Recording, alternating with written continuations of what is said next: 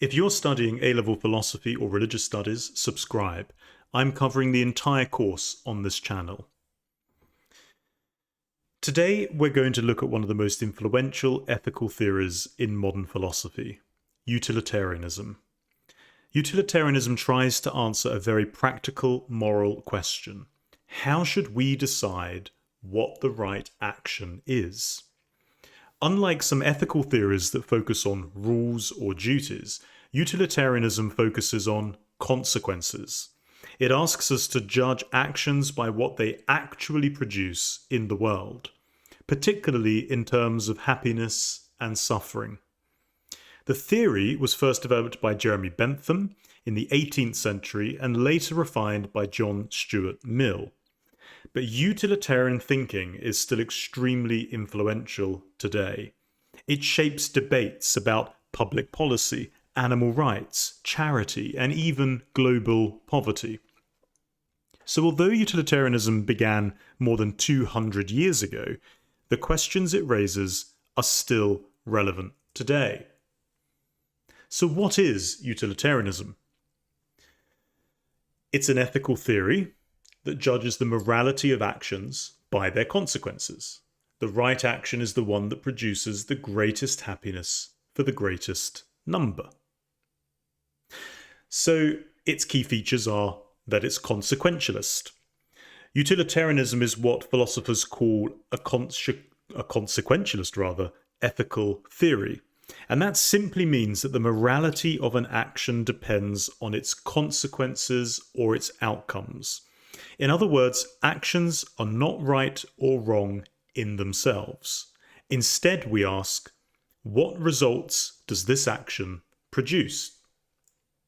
It's also got the key feature of being impartial. And that is that everyone's happiness counts equally. My happiness does not count more than your happiness simply because I am me. Each person affected by an action must be considered equally when we calculate its moral value. And it has the key feature of the greatest happiness principle, or being the maximal principle. And this leads to the central idea of the theory, the greatest happiness. The morally right action is the one that produces the greatest happiness for the greatest number of people. But it's helpful to understand some of its context over 200 years. In the 18th and 19th century, it emerged as a direct response to profound societal, intellectual, political shifts during these centuries. Let's start with the Industrial Revolution. Utilitarianism emerged during this revolution when Britain was undergoing huge social and economic change. Cities were expanding rapidly, governments were facing new challenges like poverty, crime, and public health. We also have the Enlightenment emphasis. At the same time, philosophers influenced by the Enlightenment movement believed that reason and scientific thinking could help solve society's problems. And there was also a reaction against religious morality. Some thinkers wanted moral systems that didn't depend purely on religious authority, but instead they could be justified using their rational arguments about human well-being. And at this time, there was also a rise in democratic thinking. Democratic ideas were beginning to spread. Philosophers increasingly asked whether governments should design laws to maximize the well-being of society as a whole. So utilitarianism developed directly from these social and intellectual changes. So why was utilitarianism so radical? It has its morality based on happiness. Bentham argued that morality should be based on something really simple, our human happiness. And so there was a shift away from the divine command theory or the duty. It also is based on everyone's happiness counting equally. Crucially, he believed that the happiness of a wealthy aristocrat does not count more than the happiness of an ordinary worker. This is about the welfare of every individual. And it was radical because it challenged the aristocratic privilege. In the 18th century Britain, this was a radical idea because political power was concentrated in the hands of the elites. Bentham's theory suggests that law and institutions should aim to increase the happiness of everyone in society, not just the privileged minority. So here we come to one of the main principles, the principle of utility. At the heart of Bentham's utilitarianism lies this principle, also known as the greatest happiness principle. And it dictates how we should evaluate actions and laws. Happiness equals pleasure and absence of pain. Bentham defined happiness very straightforwardly. Happiness consists of pleasure, and suffering consists of pain.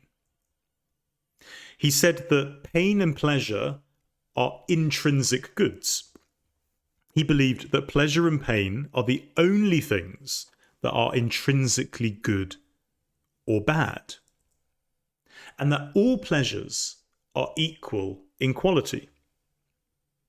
Bentham believed that the pleasure of reading philosophy is not inherently better than the pleasure of playing a simple game. And he believed that moral decisions should aim to maximize pleasure and minimize pain across society.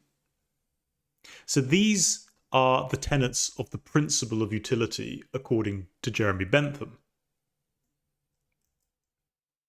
So who was Jeremy Bentham? He was born in 1748, he died in 1832, and he was an extraordinary intellectual figure. He entered Oxford University at the age of 12, and that already tells us something about his abilities. Bentham believed that philosophy should not simply be abstract, that it should help governments create better laws, better institutions.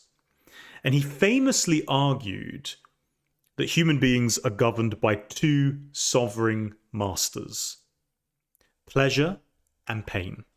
Everything we do is motivated by the desire to pursue pleasure and avoid suffering. He said, it's the greatest happiness of the greatest number that is the measure of right and wrong. Interestingly, his skeleton is preserved at University College London, and he requested that in his will as a form of auto-iconization. So let's have a look at Bentham's Hedonic Calculus. He even tried to create a method for calculating happiness. And so he proposed this hedonic calculus, or the philosophic calculus, as a quantitative method to measure and determine moral rightness of an action by measuring the amount of pleasure or pain it produces. And so evaluating the potential consequences of an action. So let's have a look at these methods. Number one is intensity. How strong is the pleasure? Number two is the duration. How long does it last? Number three is the certainty. How likely is it to occur? Number four is the propinquity. How near in time is the pleasure or pain? The fecundity, the likelihood of being followed by a similar sensation. What is the likelihood? The purity. What's the likelihood of not being followed by opposite sensations? And what is the extent, the number of people affected? How many people experience the pleasure? And so Bentham believed that by comparing these factors, we could determine which actions produce the greatest overall happiness. The ones that are probably best to remember for the exam for certain are the intensity, the duration, the certainty, and the extent. I would say if you remember any of these 7, remember those 4. And you can apply these practically. You could think about deciding whether to study for an exam. You get the intensity of relief. You get the duration, the long-term benefit. You have the certainty, the likeliness of it passing. You have the propinquity, how close the exam is, or let's say the exam is next week. You have the extent, how much does this exam affect your future? Let's look at act utilitarianism. Bentham's theory is often described in this term, and this is the classic form of utilitarianism. Act utilitarianism evaluates each individual action based on whether it produces the greatest overall happiness. And this means that there are no absolute rules and no absolute moral rules. And actions like lying or stealing may sometimes be justified if they increase happiness overall. Let's just have a look at these one by one. Act utilitarianism evaluates individual actions, so each act is judged on its own merits and consequences, not by a set of rules. It then requires calculating the consequences. Before acting, you must attempt to foresee and calculate the pleasure or pain that results. Then you look at the impartiality. Everybody's happiness is equal. There's no preference for one over another, or a family member or a friend over someone else. There's no special obligation. In principle, act utilitarianism implies no inherent obligations to anyone else, even yourself. And so we could think about it in terms of a real-world example. A doctor with 5 dying patients and 1 healthy patient. Act utilitarianism might justify killing the healthy patient to harvest organs and save 5 lives. You can play around with this example and apply these different aspects of act utilitarianism to it. Would it matter, for example, if one of the patients was a family member of yours? Let's have a look at another example. Consider this classic one, lying to save a life. Imagine a friend is being pursued by an assailant and they hide in your home. The assailant arrives and asks you if you know where your friend is. So you've got the dilemma. You're faced with the choice. Do you tell the truth, which potentially could lead to your friend being harmed, or do you lie to protect them? Let's apply a utilitarian calculation. An act utilitarian would weigh the consequences of each action. Telling the truth. Let's look at that for a second. This leads to significant pain. Your friend suffers, they might die. And there's minimal pleasure because the assailant is going to be satisfied, and that's it. And then there's lying. Let's weigh that up. It leads to a great pleasure. Your friend is safe. And there's minimal pain because the assailant is frustrated. So what is the action of an act utilitarian? Well, in this specific situation, lying would produce the greatest good for the greatest number. So an act utilitarian would deem lying the morally correct action here.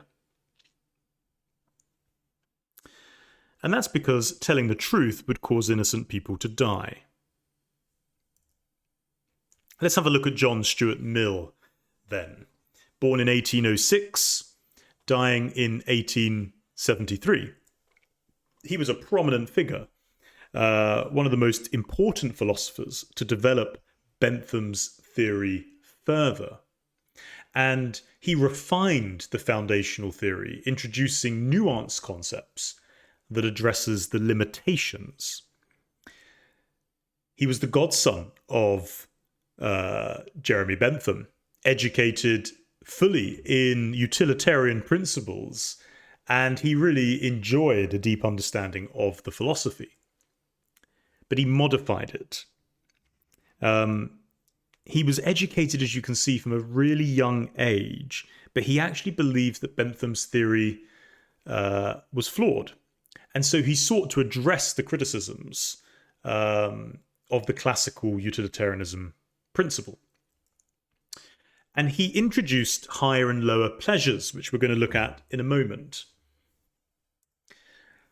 He also was a strong advocate, as a side note, for women's rights and suffrage, and was pioneering in his work for advocating for their freedom, their liberty, and their rights.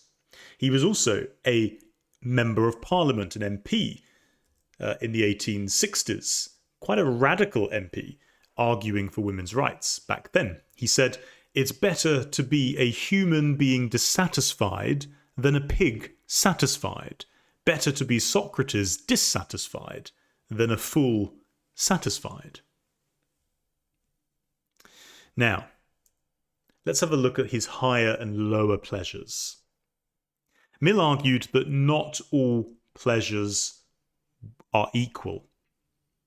And so he differentiated between intellectual and moral pleasures. Higher pleasures are more valuable than lower pleasures. The quality matters as much as the quantity of the pleasure. And those who have experienced both typically will prefer the higher pleasures. Remember, he said it's better to be Socrates dissatisfied than a fool satisfied. So lower pleasures and higher pleasures. Higher pleasures involve intellectual, cultural activities like learning, philosophy, art, music. And the lower pleasures are more physical, like eating cake, passive entertainment, bodily gratification. Now, this is a really critical distinction for your exam answers because this shows a nuanced understanding of utilitarianism. You move beyond a simple calculation of pleasure and you consider the worth of different types of experiences. And it addresses directly the criticisms that Jeremy Bentham's theory could lead to hedonism. And hedonism is this kind of licentious way of living that you could justify any form of pleasure. Let's look at rule utilitarianism. General moral rules. It suggests that instead of calculating the consequence of every individual action, we should follow general moral rules that tend to produce the greatest happiness. And so Mill offers a very different approach to act utilitarianism. It follows rules. The idea is that certain rules, like telling the truth, keeping promises, respecting other people's rights, generally promote happiness across society. If everyone followed these rules, society will become more stable and people can trust each other. And so these rules are established and justified by their ability to produce the greatest overall happiness if followed. It allows for special obligations as well toward family and friends, which act utilitarianism doesn't do. And it's more practical, it's more realistic. You can apply it perhaps a little bit more clearly. There's not a constant calculation for every single action. So Mill's improvement on Bentham is that he wanted to improve it because Bentham's utilitarianism sometimes justified actions that seemed morally troubling. So there's this idea that it would often lead to a form of hedonism. And so to avoid that, you needed some rules to be brought in. And so it attempts to avoid those problems by focusing on the rules that maximize happiness in the long term. And that's the framework that Mill works with. For example, even if lying might increase your happiness in a specific situation, having a general rule against lying helps maintain trust in society. And overall trust will contribute to a greater happiness for everyone. Let's focus on the key strengths of utilitarianism then. Let's take the first one. It has intuitive appeal. Maximizing happiness seems obviously good. One reason it's become so influential, utilitarianism, is that it has a very strong intuitive appeal. The idea that we should try to maximize happiness and reduce suffering, it seems just like simple common sense. Many people feel instinctively that morality should aim to improve the well-being of other people. We've already mentioned that it's impartial. It treats everyone's happiness as equal. It insists that everyone's happiness counts equally. My happiness does not matter more than your happiness simply because I am me. And Bentham famously described this idea by saying, each is to count for one and none for more than one. This principle has been very influential in arguments about equality and human rights. Another key strength is it has practical guidance. It provides practical guidance for moral decisions. Instead of relying on abstract principles, it asks us to examine the consequences of our actions and consider which choice will produce the best outcome for the greatest number of people. It's also incredibly flexible because utilitarianism focuses on consequences rather than the strict rules. It can adapt to different situations, and this allows moral reasoning to respond to complex real-world dilemmas. And that's where the rigid rules could lead to harmful results. This is often where it sometimes hits against some strict religious ideas that people might have. It has a secular foundation. Utilitarianism is a secular ethical principle or system.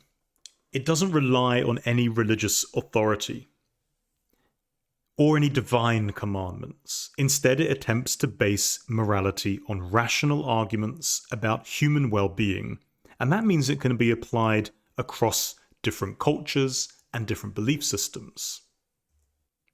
It also promotes welfare because it focuses on the actual well-being instead of these abstract principles that don't always think about the individual.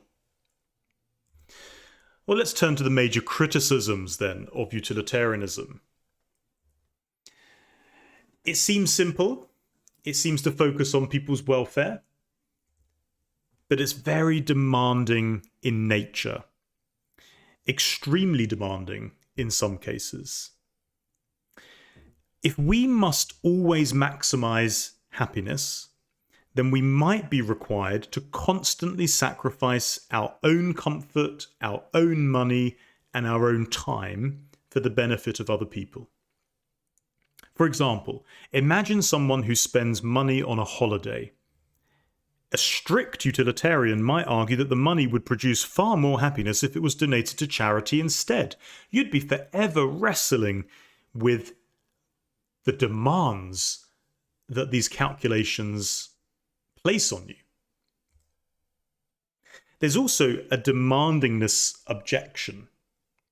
And this leads to what philosophers call a demandingness objection. Critics argue that utilitarianism might require you to give up personal projects, relationships, commitments to maximize happiness globally.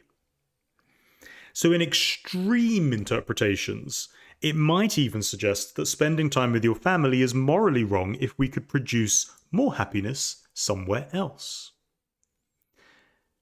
And so it will undermine your personal commitments and your own moral boundaries. There are also justice concerns. Utilitarianism might justify actions that seem deeply unfair if they produce greater happiness overall. Here it says it might theoretically justify punishing an innocent person for a crime if it prevented widespread panic or civil unrest. Somebody being the fall guy for something. And there's a measurement problem. Critics point out that Bentham believed happiness could be calculated, but in reality it's extremely difficult to measure and compare different types of happiness across different people in different situations. How do you objectively measure these things? There's a prediction problem. It relies on our ability to predict all of the consequences of our actions. There are unforeseen side effects or long-term impacts that can even undermine the best intentioned calculations of utilitarian. And so this could lead inadvertently to negative outcomes, which you couldn't foresee at the time. In other words, it's not guaranteed to get it right. There's an integrity objection. This was raised by Bernard Williams, and he says that utilitarianism can force people to act against their deepest moral convictions for the sake of maximizing the overall utility. So you could be asked to sacrifice your fundamental principles like being honest if lying would produce a better outcome for people. And it ignores rights. It focuses so much on the outcomes that it regards the individual inherent rights and moral duties of the person. And so you might be advocating for the majority's rights over a minority's rights. And obviously that raises big fundamental human rights concerns. Let's have a look specifically and hone in at the justice problem. The justice problem illustrates one of the most powerful criticisms of utilitarianism. Imagine a town on the verge of violent riots following a serious crime. The authorities know that an innocent person could be framed and punished, and this would calm the crowds and prevent widespread violence. From a strict act utilitarian perspective, this might appear justified because punishing one innocent person prevents a riot that can harm many others. But this clearly violates the basic principles of justice and fairness, and it punishes the innocent. It undermines the rule of law, and it treats an individual as a means to an end. And it shows that utilitarianism can lead to immoral conclusions. Rule utilitarianism attempts to respond to this criticism by arguing that society should follow rules. And this is where Mill's version helps in the justice problem. Do not punish the innocent, because rules like that promote greater happiness in the long run. Well, it's important that you also know some modern applications of utilitarianism. And it continues to influence many real-world decisions today, such as healthcare policy. In healthcare systems, governments often need to allocate limited resources. Decisions about funding treatments, hospitals, or vaccinations frequently involve utilitarian reasoning about how to maximize health outcomes for the greatest number of people. Environmental ethics. Policymakers must balance the economic development with environmental protection in order to promote long-term well-being for both current and future generations. Then there's the criminal justice system. Sentencing policies often aim to reduce harm, promote rehabilitation, and improve the overall social well-being. Think about the rise of AI. Emergent technologies like artificial intelligence involve utilitarian dilemmas. For example, engineers designing autonomous vehicles must consider how machines should minimize harm in dangerous situations. We see it in global poverty, the altruism movement, all those resources being directed to charities and interventions to give a positive impact on the global human welfare. And you may or may not be old enough to remember the impact of the pandemic, but if you are, then implementing measures like lockdowns and vaccination policies to protect public health and minimize overall societal harm were utilitarian decisions ultimately being made by the hands of governments. Let's turn and look at Peter Singer and contemporary utilitarianism. One of the most influential philosophers in contemporary utilitarian thought is Peter Singer. He's applied utilitarian ideas to modern ethical issues, such as animal ethics. And many of you will study a whole separate module looking at animal rights. But Singer argues that animals should be included in our moral calculations because they're capable of suffering. They're sentient beings. This has had a huge impact on debates about things like, for example, factory farming and animal rights. And then there's global poverty.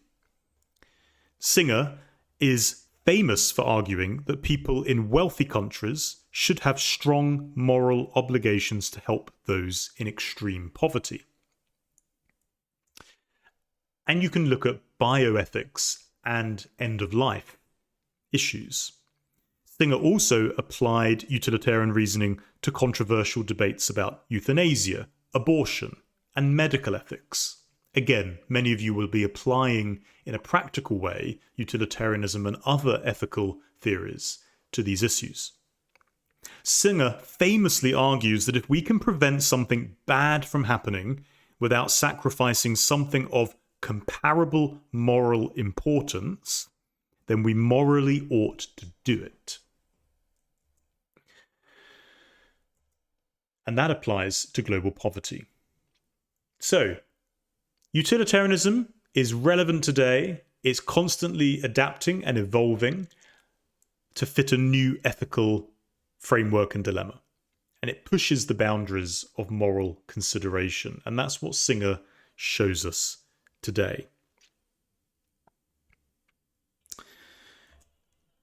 There's also something called effective altruism, which is a modern movement inspired partly by utilitarian thinking. It aims to answer a simple but powerful question: how can we help others as effectively as possible? We think again about impartiality. Effective altruism takes the utilitarian principle of impartiality very seriously. All suffering matters equally, regardless of where it occurs. It looks at effectiveness. Supporters of it emphasize using evidence and data to determine which actions will produce the greatest positive impact. And it has cause prioritization. They argue that some causes help more people than others, so resources should be directed toward issues where the greatest improvement can be achieved. Some examples of this: donating to malaria prevention in a developing country, supporting artificial intelligence AI safety research, advocating for animal welfare. So it represents contemporary utilitarianism in action by applying systematic evidence-based data-led reasoning to determine how to do the most good, aiming to maximize overall well-being in the modern world. So let's compare some ethical theories that you may have already studied, and that you perhaps will definitely need to compare in essays that you might write. And so utilitarianism is often compared with other ethical theories. Utilitarianism is an outcomes-based theory. It focuses on outcomes and consequences. Deontology is a rules and duties-based theory, such as Kantian ethics, which argues that morality is based on duties and moral rules rather than the consequences. And then there's virtue ethics, which focuses on the character, developing a good moral character rather than calculating outcomes or following those strict rules. And we think of Aristotle. Understanding these differences is crucial for evaluating ethical theories. And each of them approach a moral dilemma differently. Utilitarianism, when faced with the dilemma, chooses the action that produces the greatest good for the greatest number of people. Deontology evaluates the dilemma based on whether the actions align with universal moral duties or rules, regardless of the consequences. So lying is always wrong, even if it leads to a better outcome. Virtue ethics would consider what a virtuous person, so someone perhaps with honesty, compassion, courage, what would they do in a situation? And they focus on developing and acting from a virtuous character rather than looking at what rules they have to follow or what the impact of the outcome is alone. And so this comparison will help you understand utilitarianism's unique position within the other theories. Its focus is on consequences and impartiality among the other ethical frameworks. So in your A-level essays, you will need to understand how utilitarianism often compares against other prominent ethical frameworks. And it's rarely discussed in isolation. Here's some key comparisons you could include. Kantian ethics, which focuses on universal moral rules and duties rather than the consequences of the action. Natural law, think of Aquinas, which emphasizes moral principles derived from human nature and the pursuit of natural goods. And virtue ethics, think Aristotle, comparing character-focused morality, emphasizing developing your virtuous traits against the consequentialist calculations of a utilitarian. These comparisons allow you to evaluate whether consequences, rules, or character provide the best basis for a moral decision making.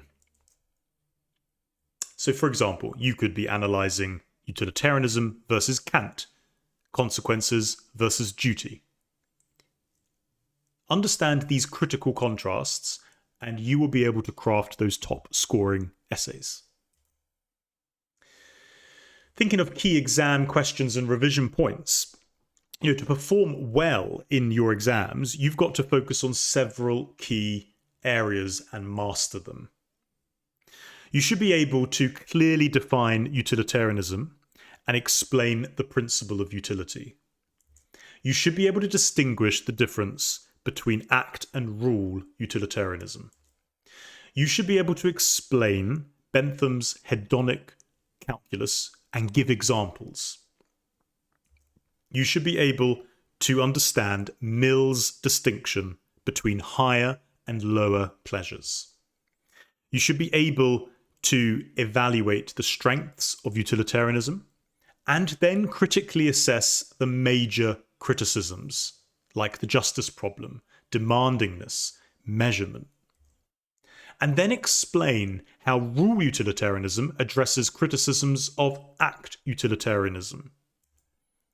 And then discuss and how it's applied in a contemporary world today with real-world examples using Peter Singer's work. These are the key areas examiners typically focus on. If you can explain each with examples, you're going to do very well. So let's think of the big picture. At its core, utilitarianism is built around a simple but powerful idea. The right action is the one that produces the greatest happiness for the greatest number. Historically, the theory developed from Bentham's Hedonic Calculus through Mill's refinements and into contemporary philosophical debates. You've got key thinkers like Jeremy Bentham, John Stuart Mill, and Peter Singer.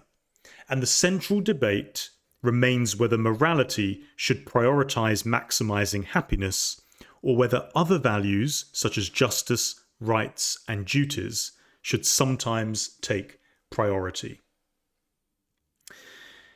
And this ongoing tension ensures that it remains one of the most important and widely discussed ethical theories in philosophy today, as it continues to influence policy decisions in healthcare, environmental ethics, AI, and global poverty. Utilitarianism remains one of the most influential and debated ethical theories, offering powerful insights and significant challenges.